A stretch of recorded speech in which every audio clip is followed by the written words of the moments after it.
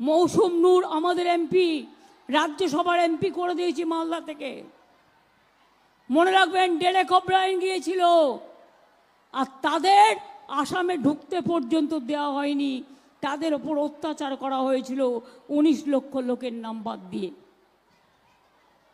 আবার এখন কি বলছে?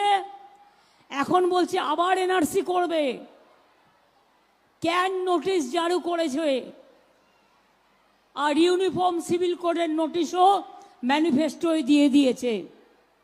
আপনারা কি চান এনআরসি হোক?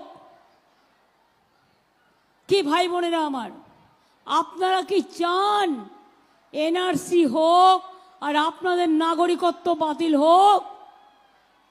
তাহলে জোরে বলুন, এতক্ষণ চিৎকার করছিলেন, বলুন জোরে, না না না। এনআরসি চান? একবার বললে হবে না, না